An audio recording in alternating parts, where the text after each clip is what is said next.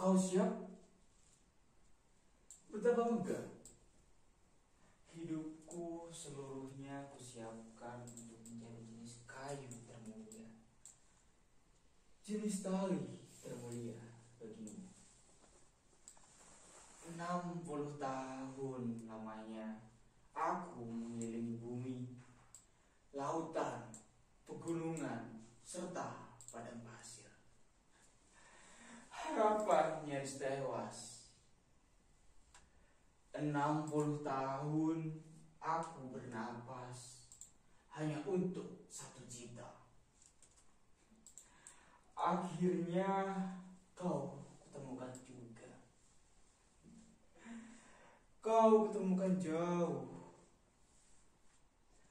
di dalam lautan.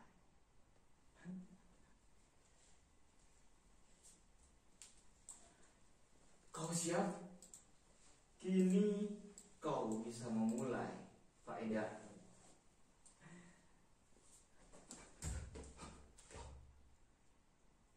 Tunggu, jangan tergesa. Mari kita tentukan dulu tegak kita masing-masing. Yang mematikan atau yang dimatikan. Maksud Bapak?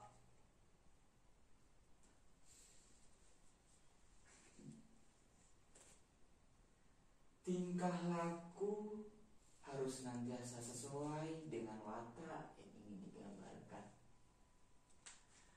Sifat lahir harus sesuai dengan sifat rohani, agar terciptanya kesatuan ruang, kesatuan waktu, dan kesatuan laku. Bapak nggak bunuh saya.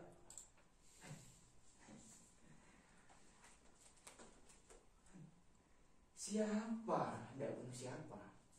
Bapak ingin bunuh saya. Membunuh kau?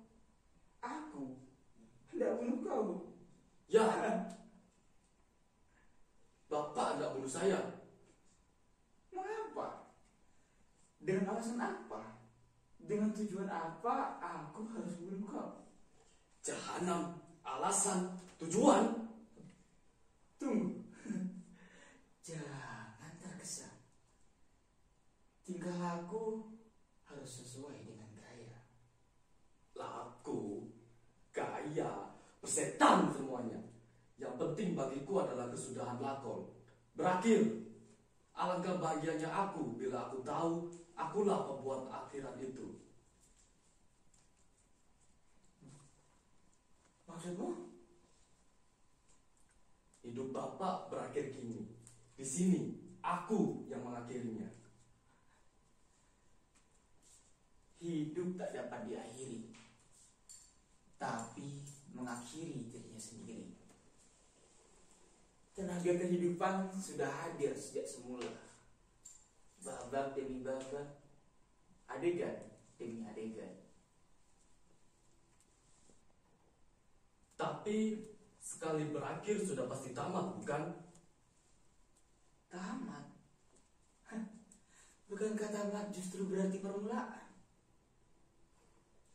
Tanya ya bukan tanya. Bila tamat berarti mati. Apa yang terjadi sesudah mati? Tentu tak apa-apa, sebab mati adalah kesudahan akhir. Mutlak. Hei anak muda, tidakkah kau tahu di tiap-tiap agama dan suku mereka mengajarkan bahwa maut sebagai awal yang mutlak.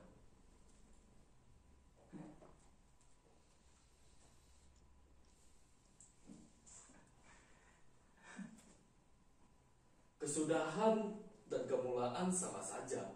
Pokok mutlak. Apa yang kau maksud dengan maut mutlak itu? Lawan dari kehidupan mutlak. Maksudmu? Kita, Bapak, aku. Aku yang hendak bunuh Bapak. Sedang tadi? Tadi Bapak yang hendak bunuh aku. Bagus. Bagaimana hal ini dapat kujelaskan? Entah, mungkin karena waktu. Karena waktu. Maksudmu? Kelanjutan waktu mengantar Bapak ke taraf di mana kematian bagi Bapak bukan tak mungkin menjadi kenyataan. Tapi karena taraf itu ikut dalam kelanjutan waktu, maka kematian Bapak mengantar dirinya sendiri ke muka. Di sini ia sudah bukan kematian lagi. Bukan kematian lagi. Lalu apa? Kematian Bapak mengimbangi dirinya sendiri.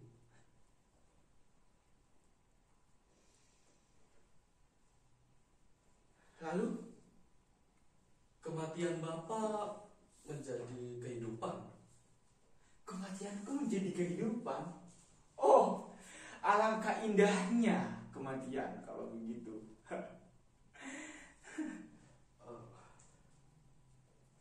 Ini tiang gantungan, bukankah begitu, Pak? Seperti kau lihat, indah bukan? Punya siapa? Saya. Sendiri. Ya, sendiri. Bapak seorang algojo.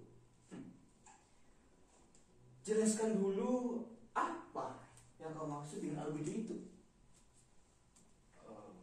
Algojo itu pelaksana hukuman mati kalau tidak salah. Bagaimana bisa kau menarik kesimpulan bahwa aku ada sangkut paut tertentu dengan hukuman terlebih dengan hukuman mati? Aku tak menyukainya. Kalau begitu, apa arti tiang gantungan ini? Seperti yang kau tahu, menghukum lawan yang dihukum, menggantung lawan yang digantung.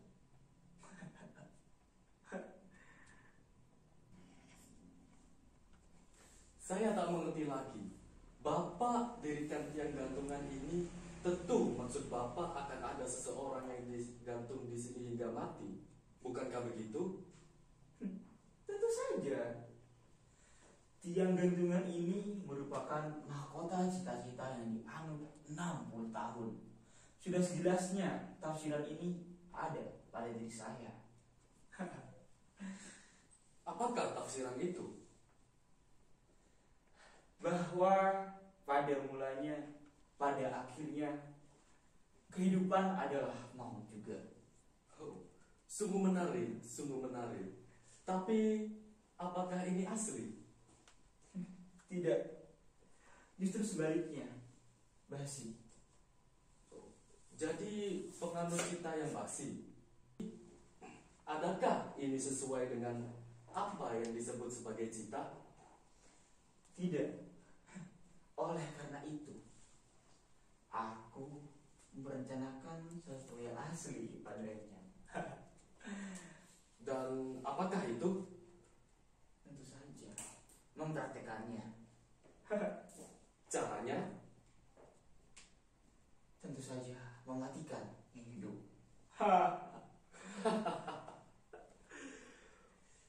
Apakah ini juga asli? Saya khawatir Bapak sedemikian menggolongkan diri ke dalam barisan penjahat-penjahat yang memenuhi penjara-penjara. Sedangkan Bapak adalah seniman, seorang seniman besar. Tentu saja, aku tak ingin disamakan dengan mereka. Pembunuhan yang aku rencanakan ini adalah sebuah seni.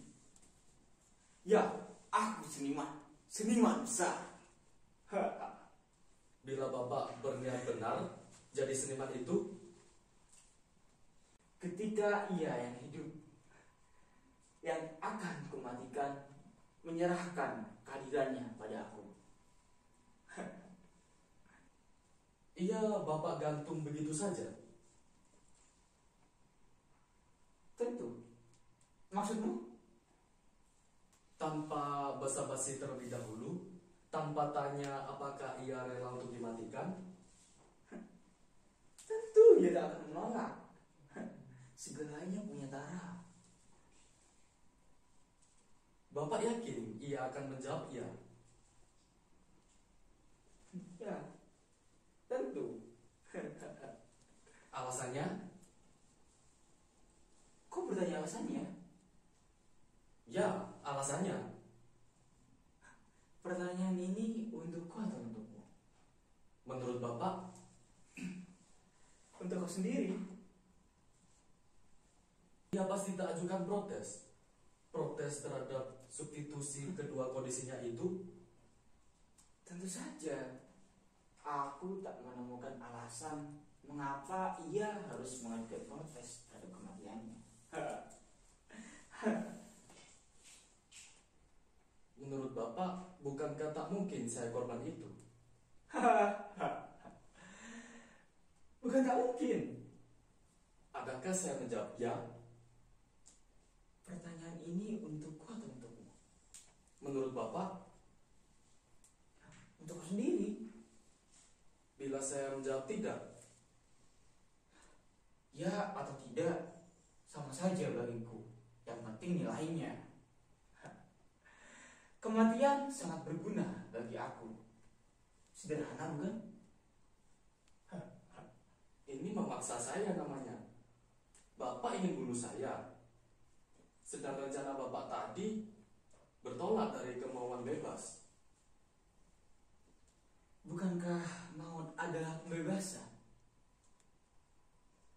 Maksud Bapak kebebasan?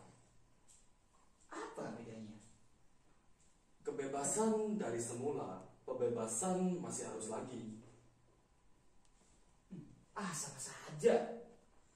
Lagi pula bagaimana mungkin mau digambarkan sebagai sifat semula?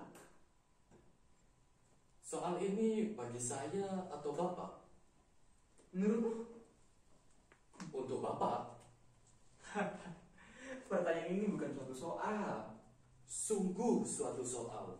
Itulah hakikat cita Bapak. Oleh sebab itu saya protes terhadapnya. Ia dapat dijadikan dalil kesewenangan. Kau hendak meyakinkan aku dengan tampang kau begini, dengan pakaian macan lori, dengan pakaian limbah, dengan senjata pencabut nyawa, dengan dua mata yang menyatakan pembunuhan. Bukankah ini tampang seorang anarkis? Kesenangan tidak sama dengan anarkis. Tapi sama-sama memuja ketiadabatasan, kan?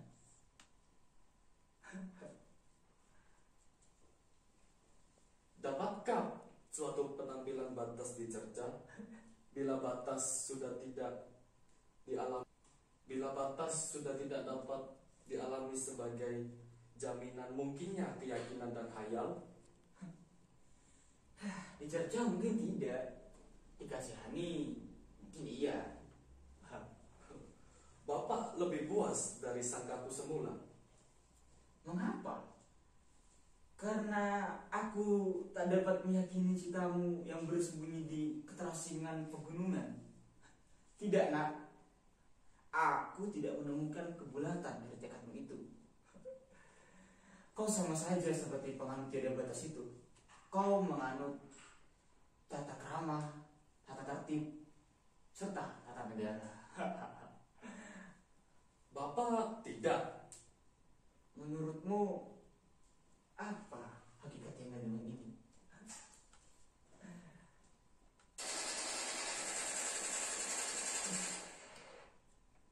Mat, kau jemput. Mat, kau tempuh jalan yang mendaki lereng gunung itu. Mungkin yang mendaki, mungkin yang menempuh itu. Begitu kau lihat dia, tembak. Kita akan bertemu di lereng sana. Siap, Pak. Nah Pak, para pemuja batas itu telah menyusul aku. Aku mesti pergi lagi. Mereka belum boleh mendapatkan aku. Mengapa batas yang kau cari itu tidak kau temui saja pada tali ini? Tidak Pak. Pun tali ini terlalu lurus, terlalu licin. Seperti tata tertib, tata krama, dan tata negara. Batas yang kau cari itu menolak tiap yang lurus, yang licin, yang lembut, yang halus, yang indah, yang sopan, yang beradab, dan yang berkebudayaan.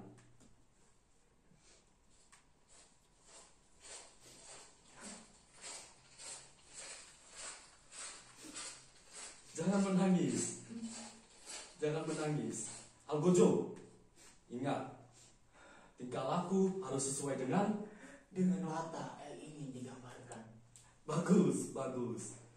Buat apa menangis? Ayo berpestalah, berhari besarlah, rayakan keberangkatan suatu watak ke kerajaannya. Kerajaan dari tiada batas. Ya, pesta hari besar. Selamat tinggal, Algojoku.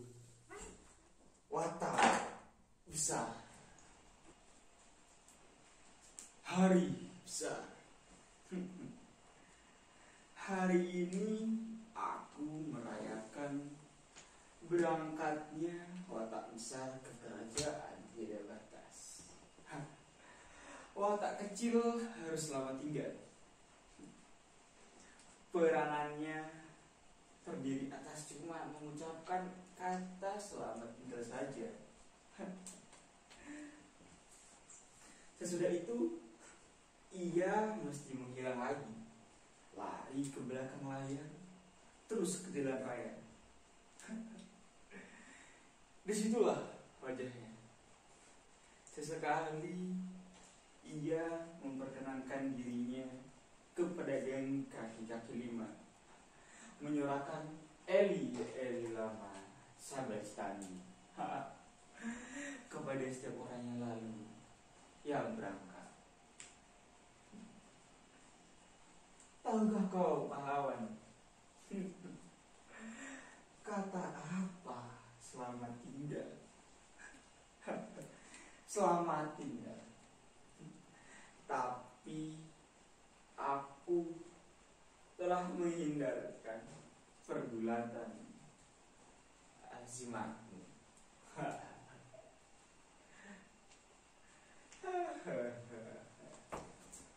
Selamat petang. Selamat petang. Siapa kau? Aku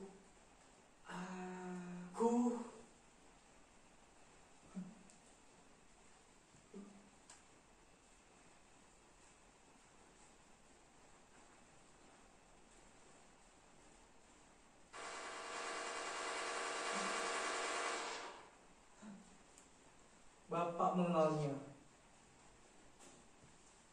Siapa tak mengenalnya? Itulah cacat dari tiadanya batas. Tidak ada garis yang membulatkan diri kita. Kita hanya lubang saja di udara. Ini. Ia singgah di sini. Di mana dia tidak singgah? Lobang ada di segala, bahkan ada di tiada. Baginya tak ada perairan. Ia dapat berlabuh di mana saja.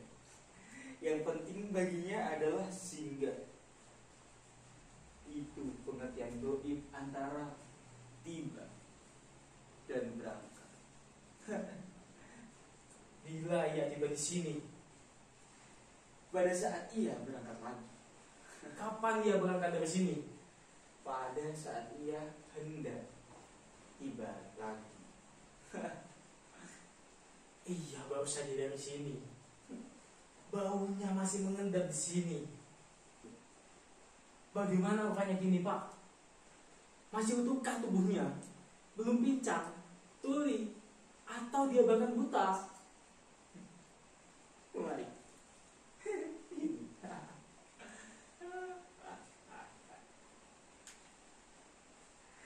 Aduh, aku lupa. Kok kawasan perjuangannya ya?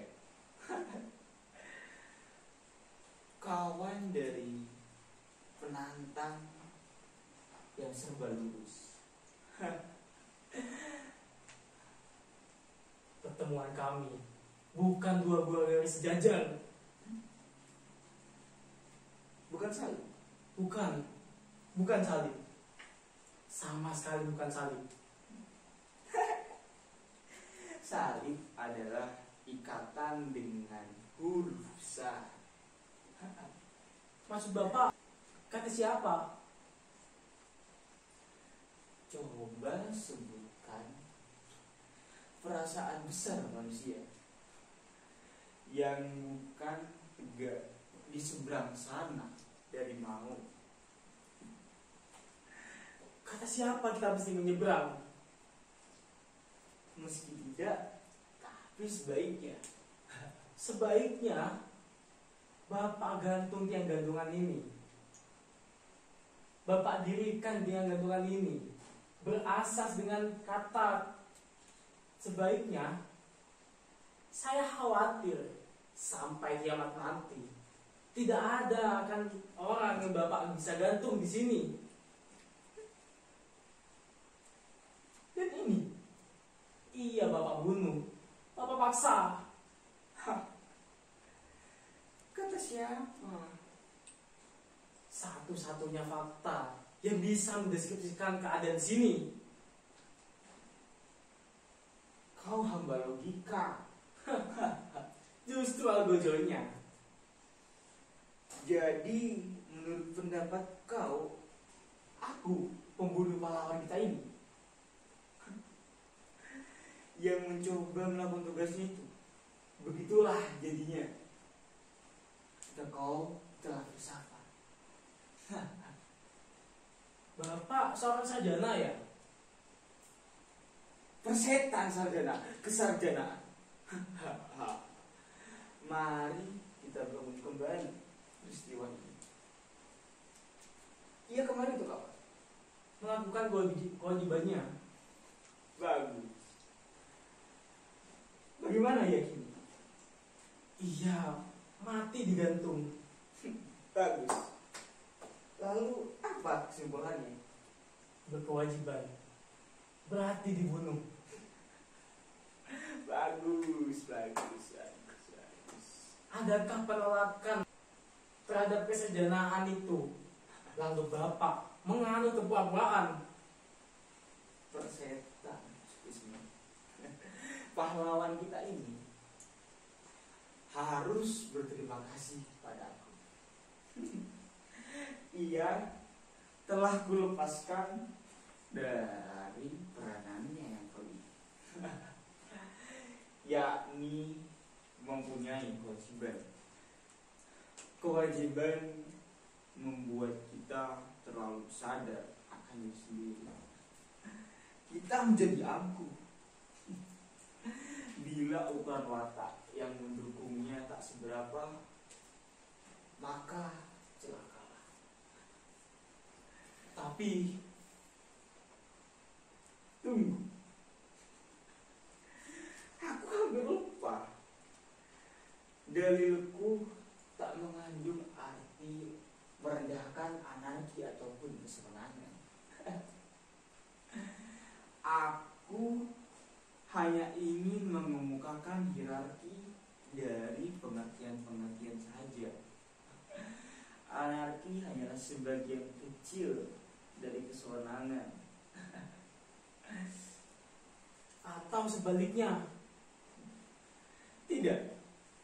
Hingga kini anarki hanya dapat mempertahankan dirinya lewat rasa tak puas, rapat-rapat rahasia, sabotase, peredakan-peredakan berwaktu, dan penyebaran pamflet-pamflet gelap. Penghadapan wajah ke bawah tanah inilah yang tak dapat aku terima. Bagaimana mungkin bahagia di atas tanah dapat diperjuangkan di bawah tanah? Tidak, bahagia juga masalah. Bapak seorang klasikus juga ya? Karena harmoni yang kukatakan tadi itu. Aku bahkan terus bertarung melawan klasikisme. Aku ingin memancungnya bila saja ia ketemu. Maksudmu? Karena ia memperkenankan dirinya menciptakan pada manusia kini rasa asing terhadap dirinya sendiri. Masa kita ini masa yang justru mengabdi kepada yang serba tak harmonis, disharmoni. Demikian ibadah zaman baru. Lihat saja sini, drama modern, sastra modern. Bapak seorang modernis ya? Tidak. Mengapa? Mengapa? Modernisme juga cuma satu istilah saja. Paham Bapak? Kalau begitu, apa paham Bapak? Ketiadanamaan yang mencoba sinonimnya pada tiang dengan ini.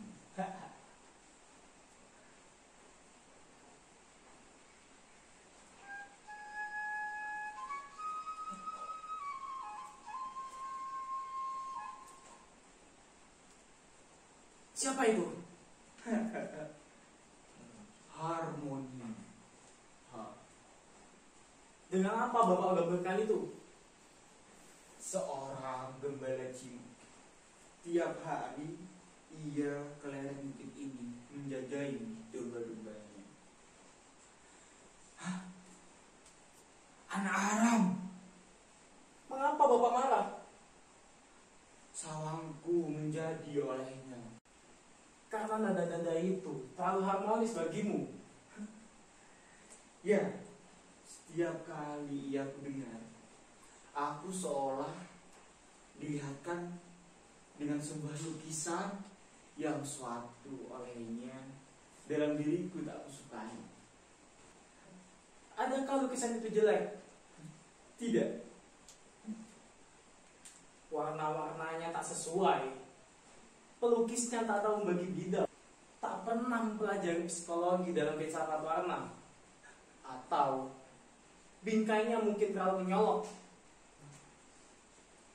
Ia sama sekali tak berbingkai. Oh, jadi lukisan yang bertemakan keabadian. Bukan. Tentu saja bukan. Salah terus. Siapa pelukisnya? Aku tidak tahu. Dugaan Bapak. Aku tidak tahu. Tentang apa lukisannya? Aku tidak tahu. Dugaan Bapak. Sorga. Alasan Bapak. Terlalu damai. Alasan Bapak. Tanpa konflik.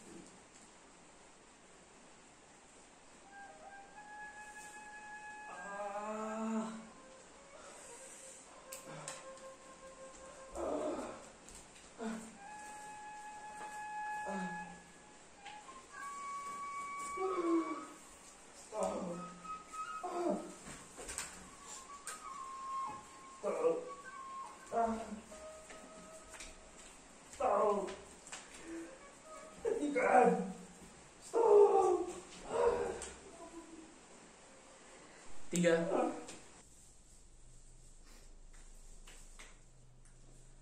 Hai.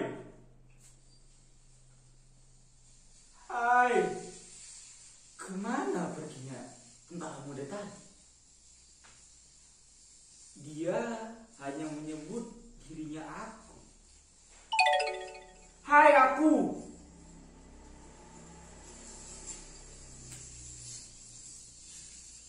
Kemana ia pergi? Mengapa dia pergi? Bodoh aku ini membiarkan dia pergi.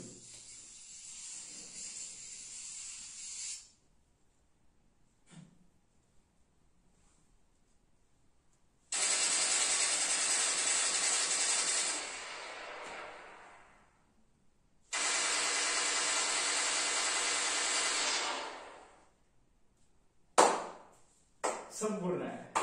Sempurna. Sempurna. Sempurna.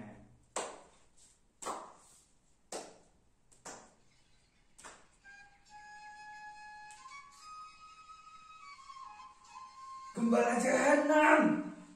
Stop. Hentikan. Stop. Hentikan.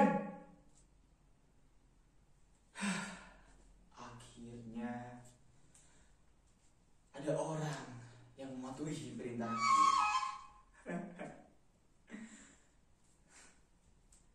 Akhirnya berhenti juga.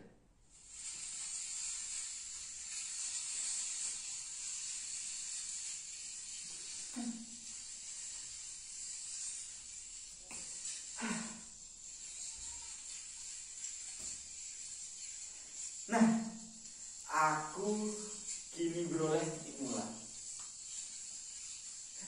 Hai Bang, nyah kau. Suling dan gembala telah tunduk pada aku.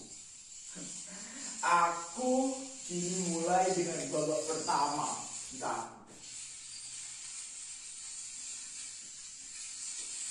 Apa kata filsuf Prancis? Cogito, alah, persetan bahasa Latin. Biar aku coba dengan bahasa ibuku sendiri. Aku membunuh, oleh sebab itu aku ada. Nah itu, aku membunuh, oleh sebab itu aku ada. Hei para sarjana, ayo catat filsafat baru ini. Lekas tulis buku-buku pengantar tentangnya. Filsafat hari ini adalah filsafat pengantar filsafat. Hahaha.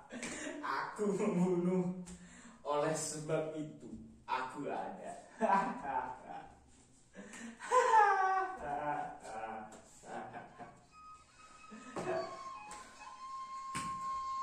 Ada apa nak?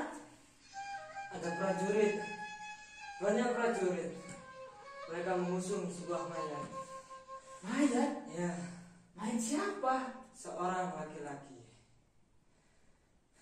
Seorang pemuda. Ya, Pakaiannya macam loreng. ya, Di mana dia? di sana. Beristirahat. Bukan. Mereka menurunkan mayat lain dari pohon. Mayat lain. Mayat siapa? Seorang tentara yang menggantung dirinya di atas pohon. Bagaimana namanya? Ia telanjang. Telanjang. Ya, pakaiannya dirobek-robek, dijadikan tali gantungan.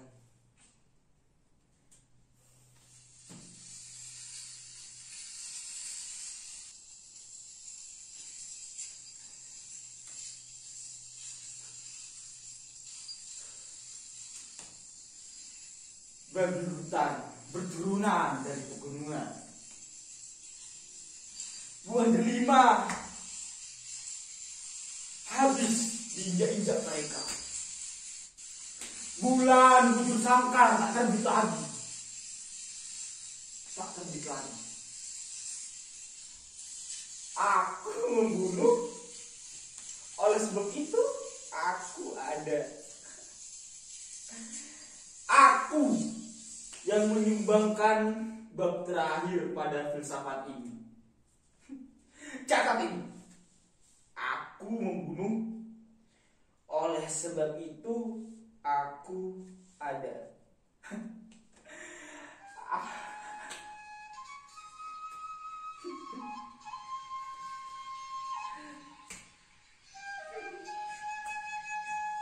Aku membunuh, sebab itu aku ada.